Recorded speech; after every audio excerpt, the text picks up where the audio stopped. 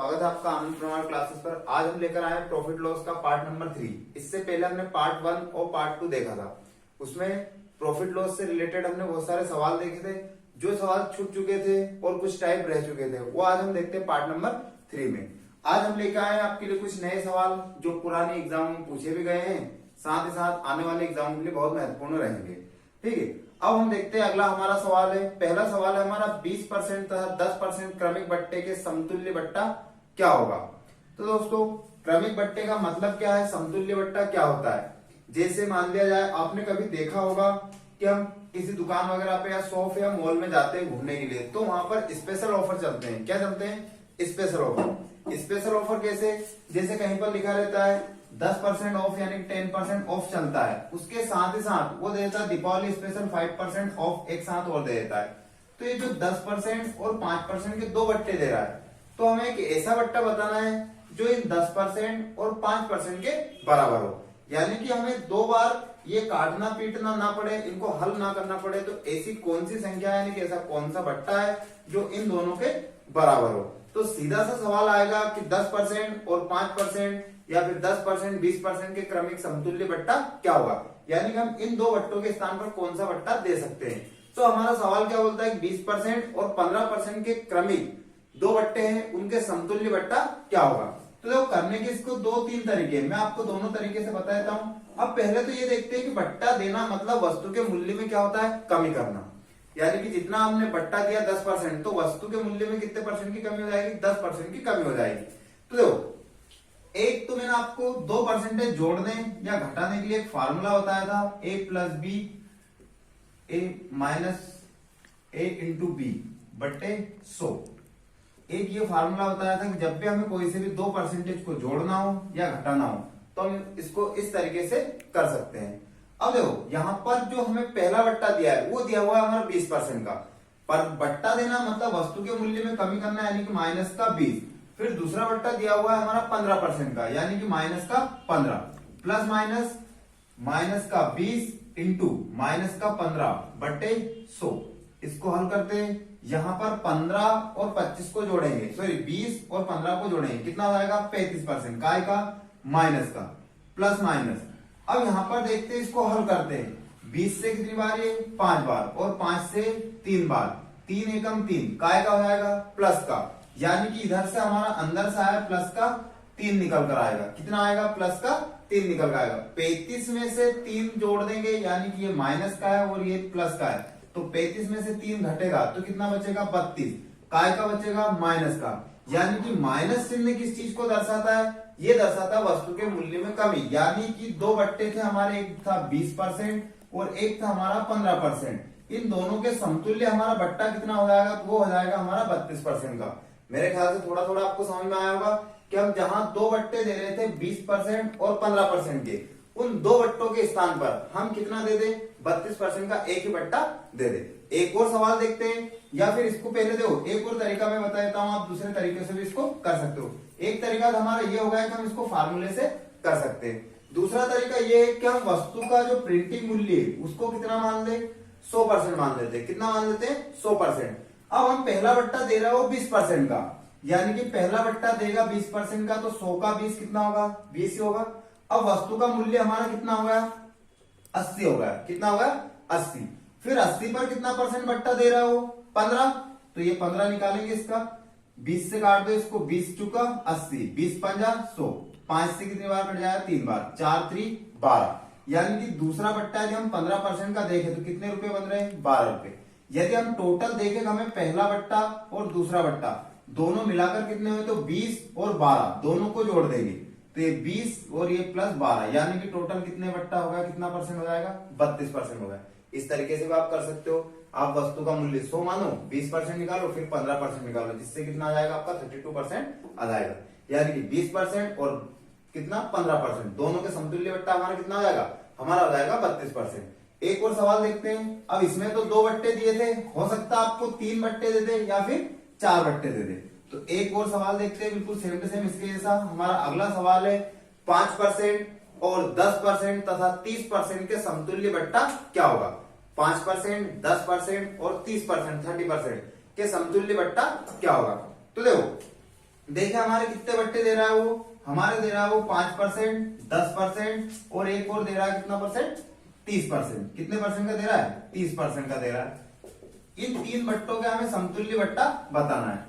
तो देखो चाहो तो इसको इस फार्मूले से कर सकते हो। अब यहाँ पर देखा जाए तो यहाँ हम 2% को एक साथ जोड़ सकते हैं या फिर घटा सकते हैं, लेकिन हमारा तो 3% आ गए, तो हम पहले किन्हीं भी 2% को हल कर लेते हैं। 5% और 10% को मान लो हमने हल किया, तो ए की जगह पर 5% लिखेंगे, बी की जगह पर 10% लिखेंगे। प्लस माइनस, माइनस का 5 इंटू माइनस का 10 बटे 100।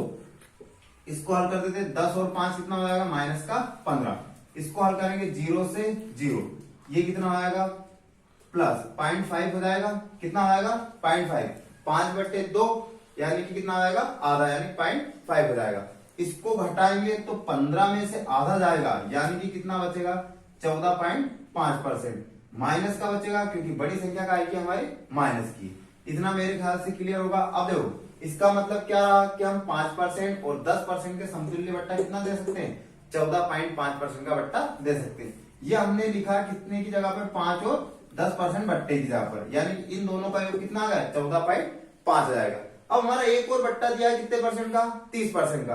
तो फिर से इतनी संख्या को कितना मान लो, एक एक पर मान लेते। कितना मान लेते, ए मान लेते।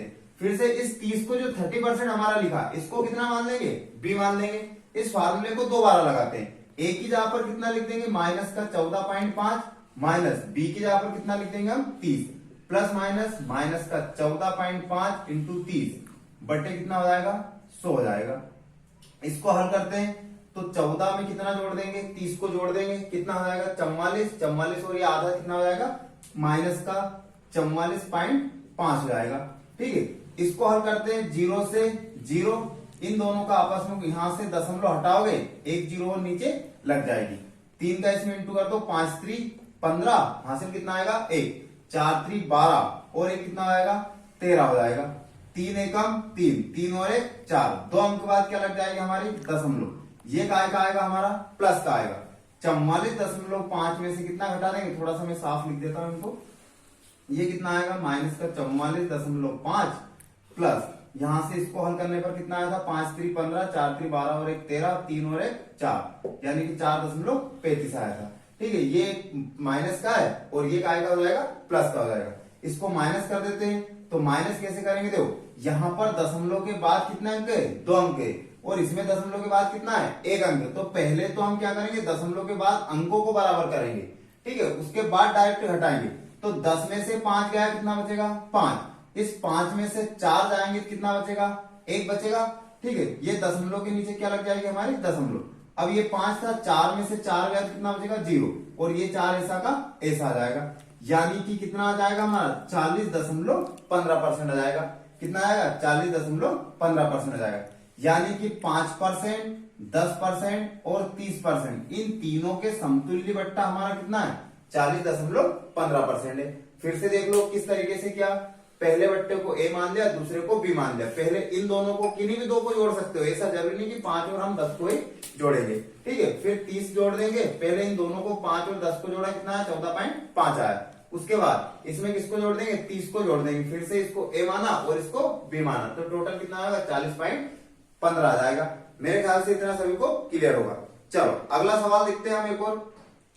ये इस टाइप के सवाल आप आसानी से बना सकते हो, चाहो तो आप इनको परसेंटेज 100 मानकर भी कर लेना।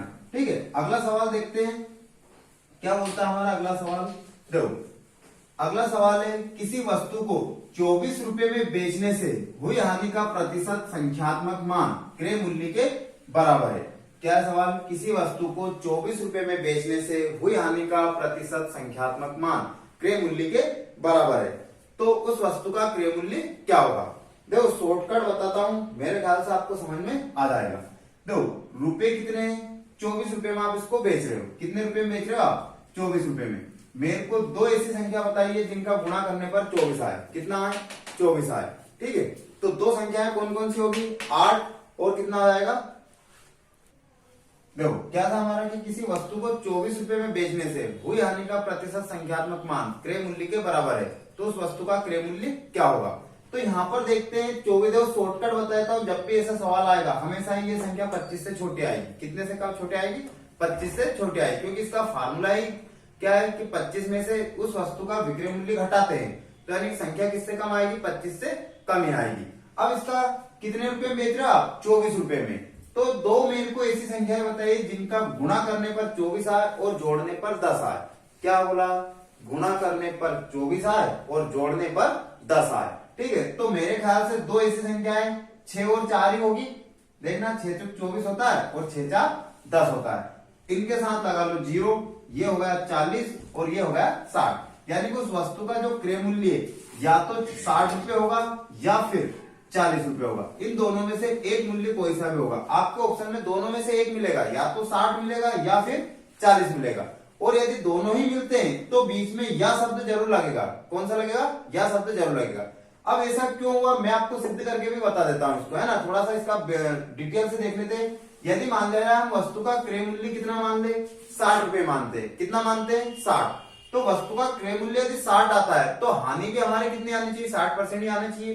क्यों, क्योंकि उसने क्या बोला कि हुई हानि का प्रतिशत संख्यात्मक मान किसके बराबर है, क्रय मूल्य के बराबर है। यानी कि जो हानि होगी वो भी क्रय मूल्य के बराबर ही होगी, यानी कितने परसेंट की, 60% की। तो कैसे होगा, देखो वस्तु का क्रय मूल्य कितना है हमारा 60 रुपए, कितना है 60। अब इसका सेलिंग प्राइस यानी विक्रय मूल्य कितना है 24 रुपए। तो हमें लॉस हो रहा है, यानी कि हानि हो रही है। कितने की हानि हो रही है, तो देखो 10 में से 4 गया 6 में से 3 जाएगा, कितना बचेगा 3, यानी कितने की हानि हो रही है 36 की। ये हानि परसेंट हम निकालते हैं तो हानि रुपये में बट्टे कौन सा, क्रय मूल्य इंटू परसेंट का 100 हो जाएगा।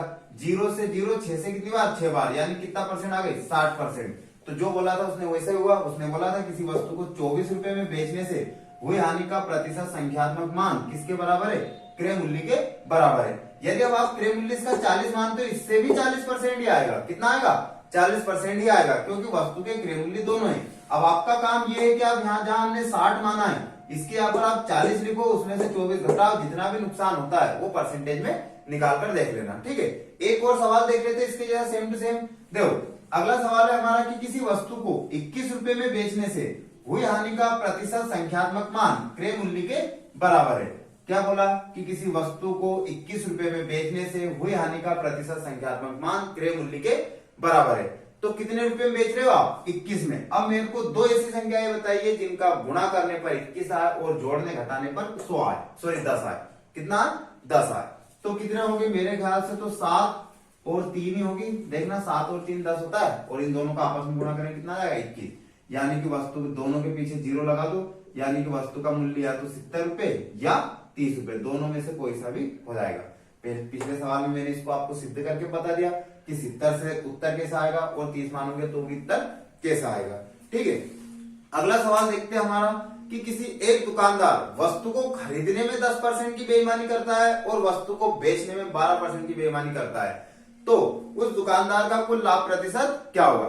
तो बेटा हमेशा ही एक बात का ध्यान रखना, बेईमानी जहां हो जाती है वहां पर लाभ शुरू हो जाता है। क्या शुरू हो जाता है, लाभ। क्योंकि व्यक्ति बेईमानी करता ही इसीलिए है कि उसको क्या प्राप्त हो, लाभ प्राप्त हो। ठीक है, अब देखो क्या बोला उसने कि खरीदने में भी कितने परसेंट की बेईमानी कर रहा है वो, 10% की, और बेचने में भी कितने परसेंट की बेईमानी कर रहा है, 12% की।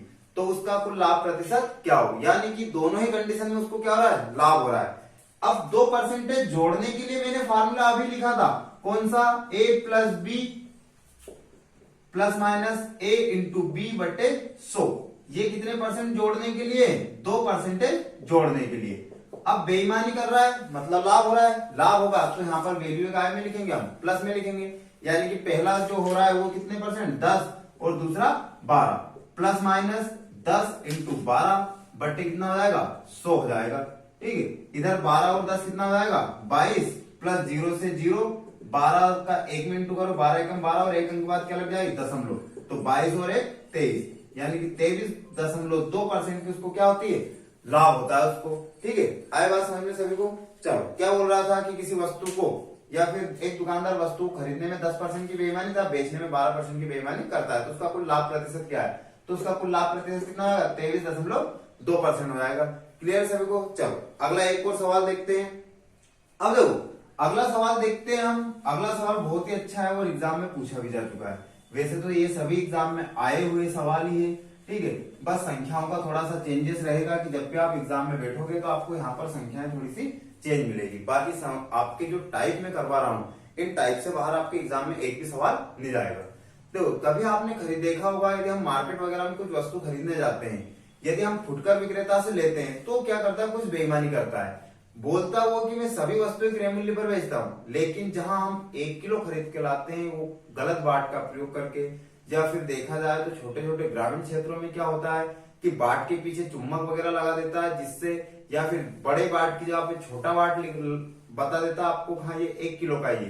तो इस तरीके से वो क्या करता है, बेईमानी करता है। ठीक है, अब वही बेईमानी हमें देखना है कि वो कितने परसेंट की या कितने रुपए की बेईमानी करता है। तो हमारा एक सवाल है कि एक दुकानदार है जो सभी वस्तुएं क्रय मूल्य पर बेचता है, इसका मतलब ये है कि वो जो भाव लगा रहा है वो बिल्कुल वास्तविक लगा रहा है। क्या लगा रहा है, बिल्कुल वास्तविक, यानी जितने में उसने खरीदा है उतने में हमें वो बेच रहा है। लेकिन अब उसको क्या फायदा हो रहा है इससे, तो भैया उसको फायदा ये हो रहा है कि जहां वो 1 किलो बाट का प्रयोग करना था उसकी जगह पर हमें दे रहा है वो 900 ग्राम तोलकर। कितना दे रहा है, 900 ग्राम तोलकर दे रहा है। ठीक है, तो उसका लाभ प्रतिशत क्या है, तो पहले तो इसका फार्मूला देख लेते हैं कि उसका लाभ परसेंट का फार्मूला क्या है। तो लाभ परसेंट बराबर त्रुटि, यानी कि जितना वो हमें कम तोलता है, कम तोलता है ना, और जितना उसने हमें तोलकर दिया है यानी कि जितना वो तोलता है, तो इंटू परसेंट का 100।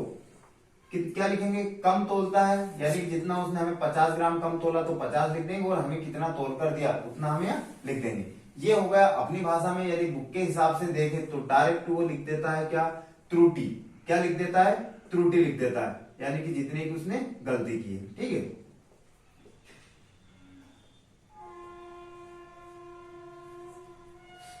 बटे 1000 माइनस त्रुटि। देखो यदि इसको सीधे से देखें तो बुक में आपको त्रुटि भी नहीं मिलेगा, तो आपको यहां पर डायरेक्टली क्या मिलेगा, एक्स मिलेगा। क्या मिलेगा, एक्स मिलेगा। एक्स मतलब जितना उसने हमें कम तोल कर दिया हुआ है।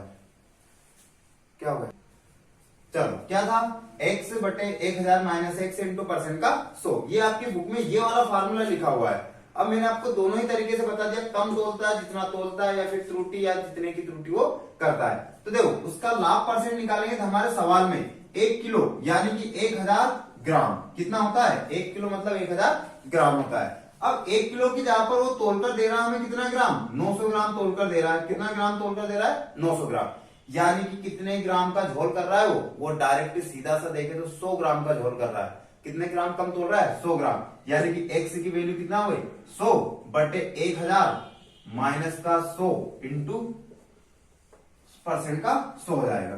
ठीक है, इसको हल करेंगे तो यानी कि 100 बटे 900 इंटू परसेंट का 100। 2 जीरो से 2 जीरो, 9 का भाग लगाएंगे, 9 एकम 9 यानी कि 11 से ही 1/9% का उसको क्या हो रहा है, लाभ हो रहा है। क्या हो रहा है, 11 से ही 1/9% का उसको लाभ हो रहा है। ठीक है, इतना सभी को क्लियर है। चलो अगला सवाल देखते हैं हम कि किसी वस्तु को क्रय मूल्य पर बेचता है।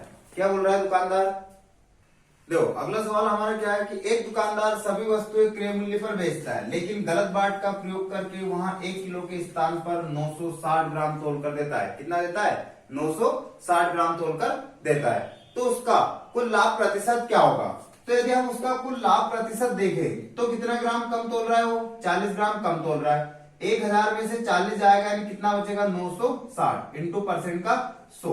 0 से 0, 4 से इसको काटेंगे, 4 एकम 4, और इसको काटेंगे 4 दूना 8, 4 चौका 16। 4 से फिर इसको काट दो, 4 से 24, 4 से कितनी बार कट जाएगा, 25 बार, यानी कि 25 बटे 6।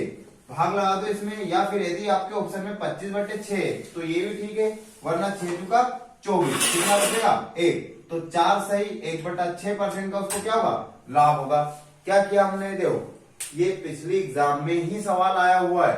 क्या बोला था उसने कि 1 किलो के स्थान पर 960 ग्राम तोल कर देता है, यानी कि कितने ग्राम कम तोलता है वो, 40 ग्राम कम तोलता है। तो ये 40 बटे 960 इंटू परसेंट का 100, तो कितना आ जाएगा, इसको हल करेंगे तो 4 से ही 1/6% आ जाएगा।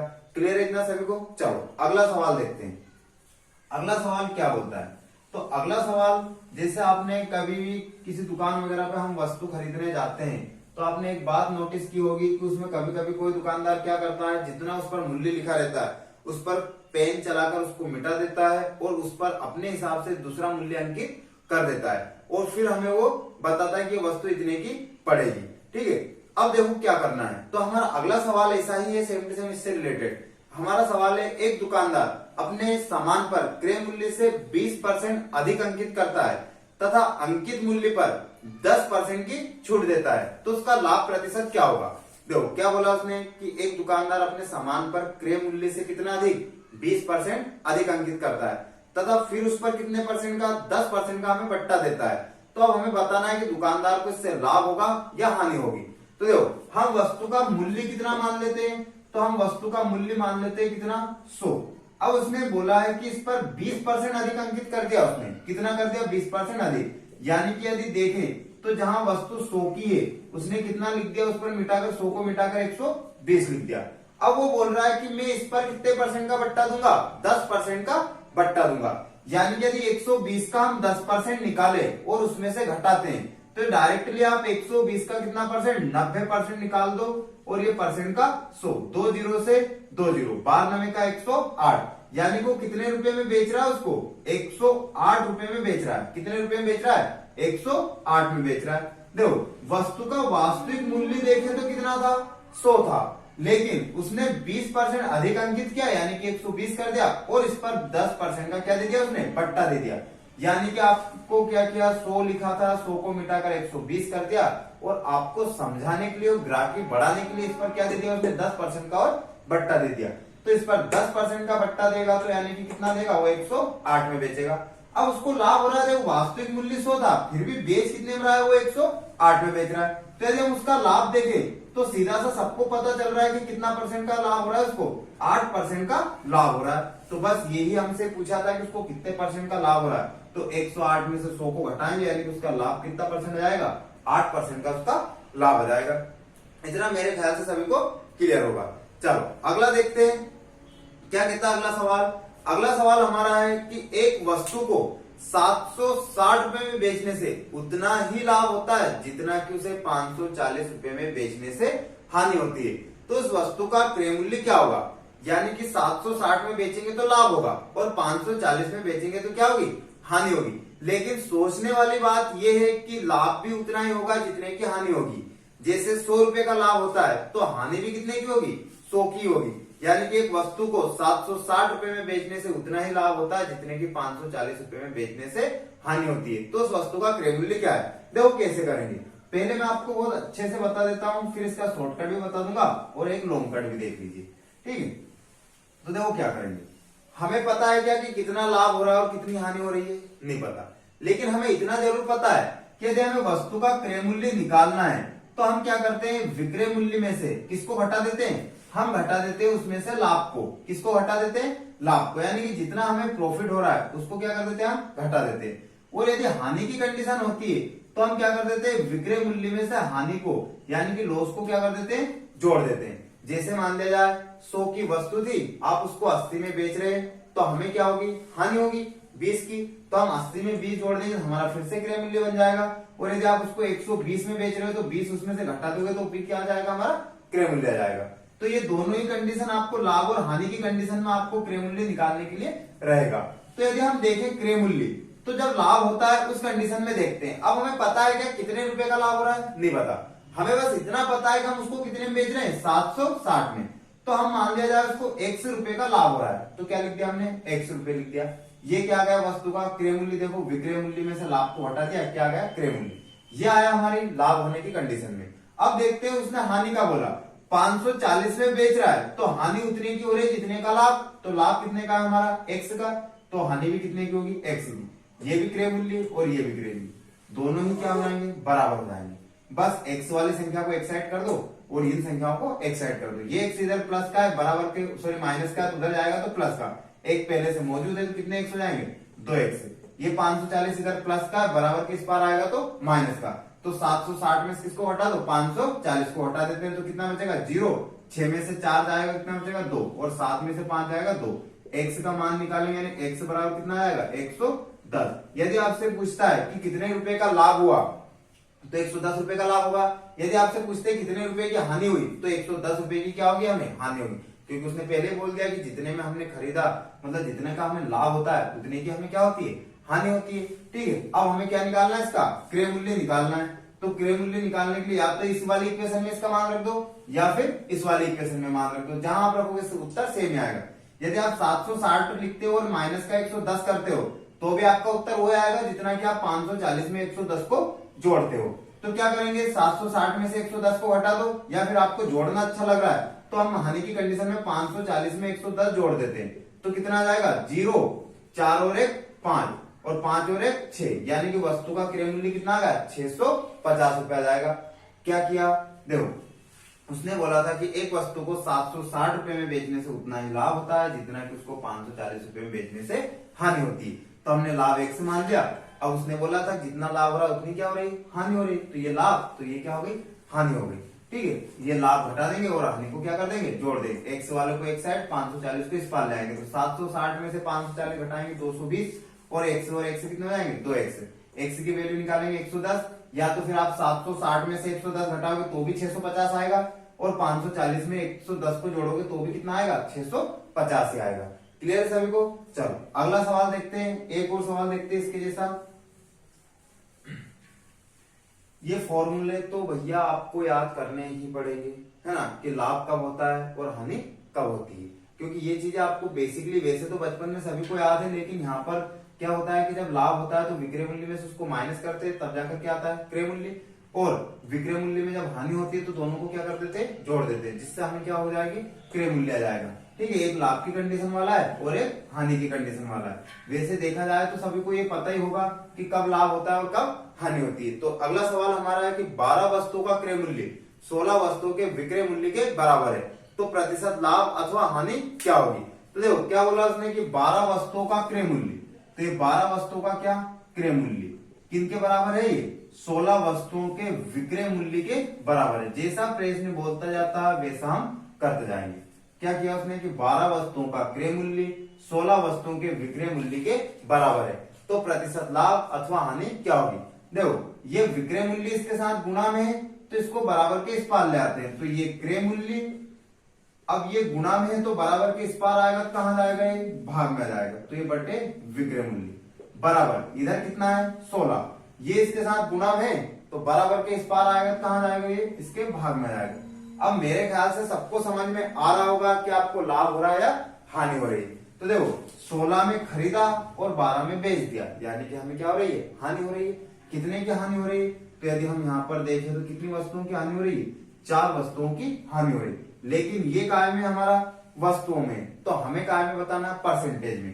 तो यदि हम हानि परसेंट देखें हमारा, तो हानि परसेंट का फार्मूला क्या बोलता है, हानि बटे क्रय मूल्य कितना है 16 इंटू परसेंट का 100, 4 से कितनी बार, 4 बार, और 4 से 25 बार, तो हानि बराबर कितना परसेंट आएगा हमारा, 25% आएगा। कितना परसेंट आएगा, 25% आएगा। तो दोस्तों आज का वीडियो आप लोगों को कैसा लगा, जिस तरीके से मैंने आपको टाइप बताए एग्जाम में इनसे बाहर एक भी टाइप आपका नहीं जाएगा, बस फर्क रहेगा तो इन संख्याओं का, किनका रहेगा, इन संख्याओं का, क्योंकि ये सारे ही टाइप मैंने पुराने एग्जाम को देखते हुए उनको ध्यान में रखते हुए ही आपको बनाकर दिए हैं।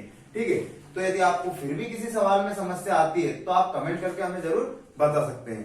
तो यदि वीडियो आपको अच्छा लगा हो तो लाइक और सब्सक्राइब जरूर करें और अपने दोस्तों के साथ शेयर करना ना भूलें।